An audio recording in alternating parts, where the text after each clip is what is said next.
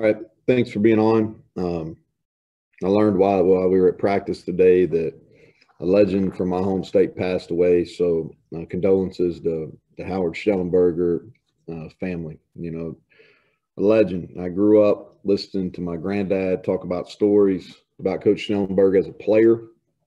He was fortunate enough to coach him in an all-star game in the state of Kentucky there, and then obviously the whole time I was growing up, was coaching and was at Louisville, and then had an opportunity to play against him when we were at Troy, and he was head coach at Florida Atlantic. So I always thought a lot of him, pioneer in coaching, especially on the offensive side of the ball. So just wanted to mention that as we start off here. Beautiful day in Morgantown. Y'all heard me say this before. Spring practice, one of my favorite times of the year.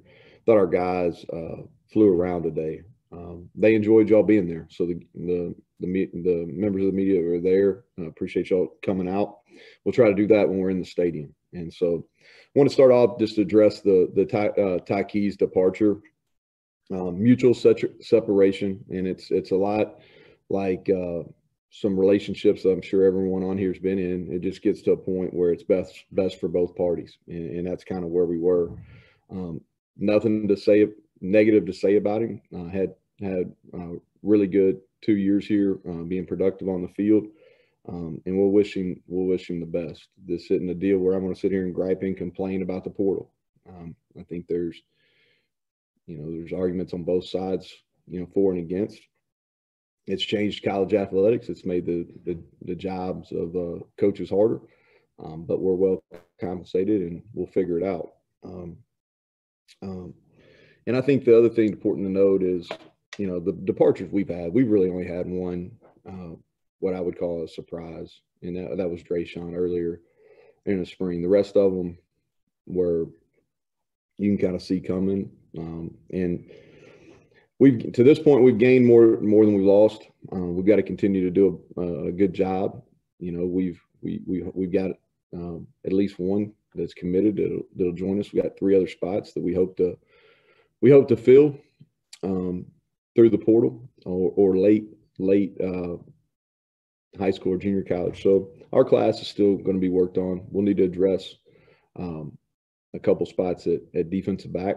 We've done it linebacker. We hope to add another one there.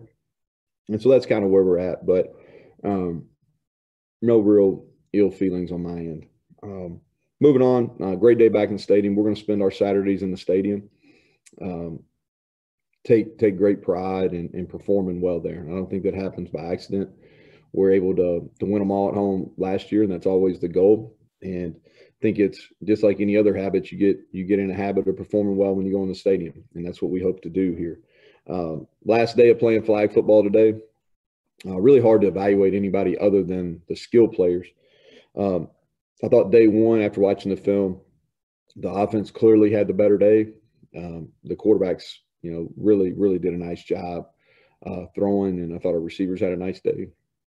Today, I thought the defense clearly won when we got into our team and our 7-on-7 periods, and in particular our defensive backs had a couple interceptions and had a productive day. So when you get to a point where you think you've got a good football team, there's going to be some give and take, and hope to see the competitive spirit continue as we move forward. So with that, I'll take questions. Please use the raised hand feature for your question. Our first question comes from Greg Hunter. So Neal, some of the positions that we saw today, start with the offensive line. We've got a chance to see that. Some mixing and matching in terms of guys playing different spots. Doug Nestor played tackle. Several guys played center. So just what have you seen of that unit overall so far? Yeah, we're gonna try to find our best 5 out there, and in the process of doing this, like we talked about, I think on Wednesday when we practiced after first practice, is we're going to move guys around, try to create some versatility during spring ball. At center, Zach Frazier, James Gamitter, Jordan White are all going to get snaps there. Doug Nestor, who you talked about, he's going to get snaps at guard and tackle. Same with Hughes and Parker Moore. Brandon Yates probably won't move us around as much, but all those guys that are in the mix there are going to play multiple spots. Ian Cummings. Hey, Neal. Scotty obviously is a guy that can fill in there at Spear for you. Who else do you got? And kind of, is your plan still to move a lot of those guys around and find different fits for them? Oh yeah. We're definitely going to move them around, and we got guys that can play multiple spots. I think that Spear position, just through the years, it's been two different body types. We can move a third corner in there and play, or you can put your third or fourth safety in there and play. And really, how we dictate the Spear is the edge of our defense to the field a lot, and a lot of plays get funneled out to them. If you're playing a safety body, if we're playing more of a corner body, then we change our coverage and we make somebody else the edge of the defense to the field, whether it's a Mike linebacker, or we can drop our safety in there and he can be the edge to the field. So we got flexibility with our defensive calls. We also have some versatility with the guys that we can move around. Scotty played there in the bowl game. Obviously different style of offense, but he played there in the bowl game. He can play there. Alonzo Adai can play there. Jackie Matthews can bump in there and play. And so we're going to continue to – and the hope is all these returners, the guys that are returning, that they'll learn how to play the entire show. And so we're going to continue to build as we go through. Next question from Kirsten of WVU News. Hi, Coach. So I'm going to pivot and ask you a couple questions about Shane Lyons. This past year, he was the chairman of the NCAA's Football Oversight Committee. How have you seen the committee's work impact the football program? Well, behind the scenes, Shane and his football oversight group that he led made a lot of the return to play decisions. And I'll add that I think the thoughts and then the communication and how we went to returning to play after that long break, I thought that went extremely well. And kudos to him and that group. He spent a lot of time on that, and it's been an ongoing deal. I mean, there's a lot of questions about how we're going to get back if recruiting goes live, or if you can have camps or official visits after this dead period that's in place right now. And you talk about college football, it's unique. I don't know if there's any other, just because with the Group of Five, Power Five, the conference commissioners, just all the pieces that are in play in college football makes it extremely difficult for the decision-making people. And I think Shane's done a phenomenal job navigating that and leading that oversight. It's been a huge benefit to have him here because he and I are able to have some good communication. He gets feedback from us as coaches. But I can't say enough. I think he and the entire oversight group have done a tremendous job helping the game through a really strenuous time. And lastly, how have you seen the committee's how do you think his continued work as chair will impact spring ball coming up and then the upcoming 2021 season? Well, I don't know if it'll impact spring ball, but I do think kind of the next thing that's in that college football, is that will change. I think is going to be the fall preseason camp calendar and how many days you can have contact, and are we going to go back and have OTA style workouts leading into practice? Because I think there's some really strong arguments why you should do that if you look at the injury data. So I think that's the next period. And then what's the recruiting calendar look like moving forward?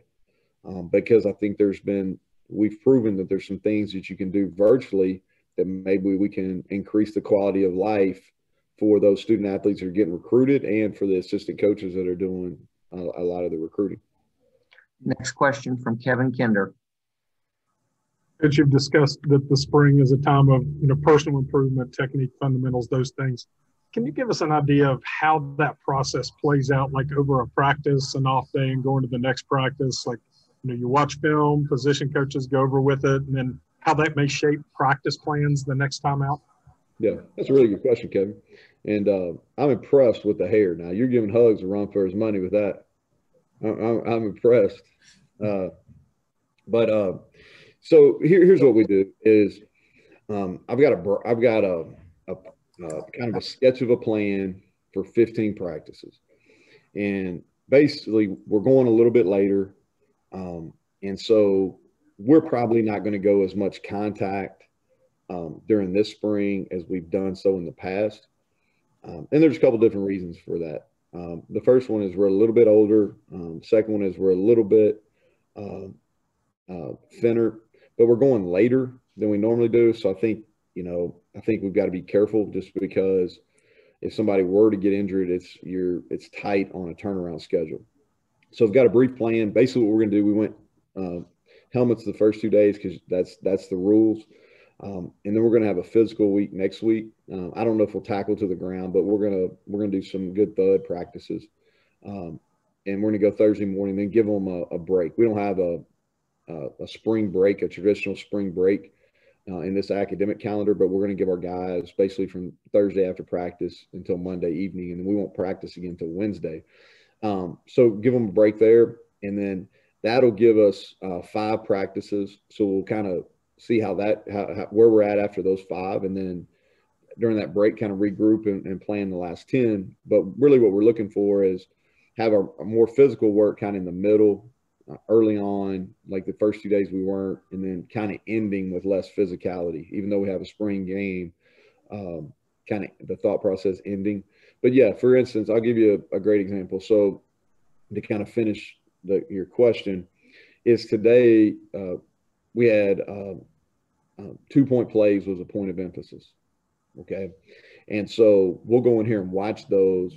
Now, right now, the practice schedule on Monday doesn't include a 2-point segment, but I may see something on video that I didn't see on the field, but I didn't think we played those particularly well on either side. So we'll add those back in. We'll do some kind of competition 2-point play period on Monday to kind of teach off of today's practice. Ryan Pritt. And Neal, I wanted to ask you about the wide receivers. Obviously, there was some good and bad last year. The drops are pretty well known now. Just wondering if there's anything other than just reps you can do to try to fix that, especially in the spring, and just where are those guys in terms of that? Are you pretty confident you've got some of those issues fixed? I don't know if you're confident until you go out there and do it in a game setting. I think we're talented in that room. I think the main challenge for us is we've got to, and you've heard me talk about this on Wednesday, is we've got to do a better job controlling our emotions and our response to when things do go poorly. They've got to be better.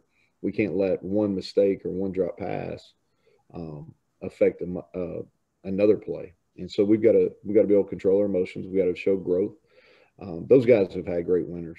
You all saw a lot of them today. I mean, Winston Wright looks significantly different. Bryce Wheaton, Sam James looks significantly different than they did when you saw them after the bowl game. Sean Ryan is in that same. And so we have talent in that room. It's not a talent issue. We've got to be more consistent. Some of those guys, and I would say a lot of those guys have been pressed into playing before they were probably physically ready.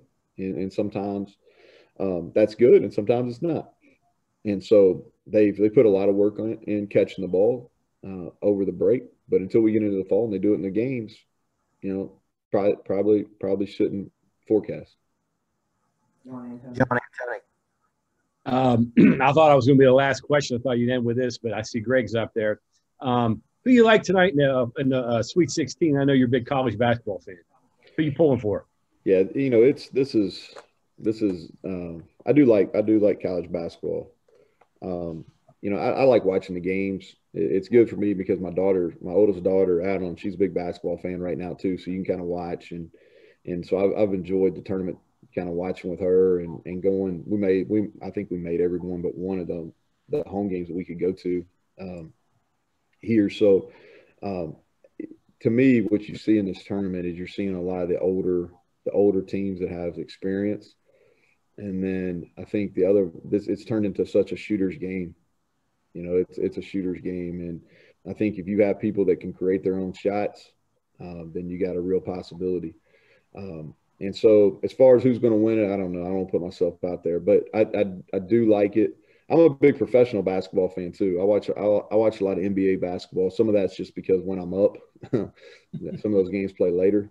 But I enjoy basketball. I think there's some real, strategy involved. You know, I think that's one of the things that makes Hug special is I don't think people talk, you know, how he you know, offensively. I was so impressed with what he did offensively this year.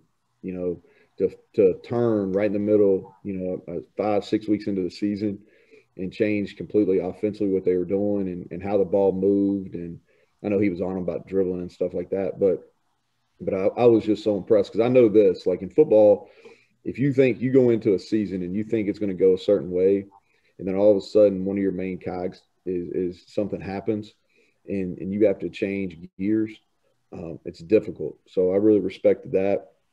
But we'll see. I think a cool story is Oral Roberts. That point guard they got can go, and then the dude with the mustache for Loyola.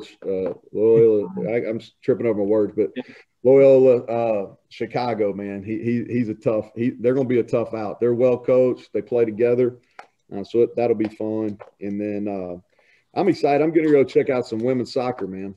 We've got top 10 battle. Yeah. And Nikki is you know what a job she's done, and then hopefully baseball we can win 2 today. Kevin's already got to start at it. Real quick, is there any carryover? Because I know Hugs talks football analogies sometimes when he talks about basketball. You do too. Do coaches look at things from? Is there anything carryover there between the sports? Yeah, I think competition's competition. All right. I really do. I use a lot of basketball examples in our team meeting. You know, I'll give you here's an example that I don't know if this goes with what we're talking about. But last year at the beginning of the season, you know, we're into September, the basketball playoffs, NBA playoffs are going, and we used a ton of Jimmy Butler because if you remember how Jimmy Butler played in the Eastern Conference Finals and then in the NBA Finals, you talk about a competitor, and we were really harping on grit and how we had to be gritty. And what an example of grit Jimmy Butler playing basketball last year in the NBA playoffs. So yeah, I think sports are sports. Competition's competition. You expect you appreciate excellence, and I think you can always learn from excellence regardless of what it's being done. We only have time for one more question. Our final question will come from Mike Kazaza. Hey Neal, how's it going? Good. Mike, we missed you on Wednesday. I thought you were going to go 2 days without coming on and asking questions. Yeah, not that lucky, I guess. Sorry, but thanks for noticing. Kind of going back to the fluidity aspect of Kevin's question with practice. Is that important maybe with the quarterbacks too, just to keep them on their toes? I was just thinking today that you all did some things even in the short window that we saw that I didn't recognize that looked like, I don't know if it was new to me because we haven't seen stuff like that in a while, if it was just something that shake it up a little bit, but I would imagine that gets mundane for them too, just throwing into a net and doing drops and footwork or whatever. Can you just kind of discuss what ideas you have or maintain for that quarterback practice? Yeah. The truth of the matter is everything we do in practice is with the quarterback first and foremost in mind, from an offensive standpoint. And so I think that you have to train your quarterbacks to be ready at all times. I think as the game has evolved, we were talking about basketball, as the game of football has evolved, you very seldom – guys aren't in rhythm like they used to be. And what I mean by that is used to be 3-step ball out, 5-step ball out. Well, the game is changed so much, and how we've continued to evolve and train quarterbacks, it has to change with that. So a lot of what you saw today, one of the things we were really emphasizing was arm angles. And part of that is because Garrett's not as tall. And then one of the things that we're really harping with Jared is athletic movements within the pocket. Okay. And I think one of these Zooms, we talked about Tom Brady, how he did a phenomenal job of just moving. And so a lot of it, today, what you all saw was the team segment was a kind of a team normal deal. And we were trying to move the pocket some with the quarterbacks on the move. We're doing a little bit of different protection to give both those quarterbacks an opportunity to have better vision.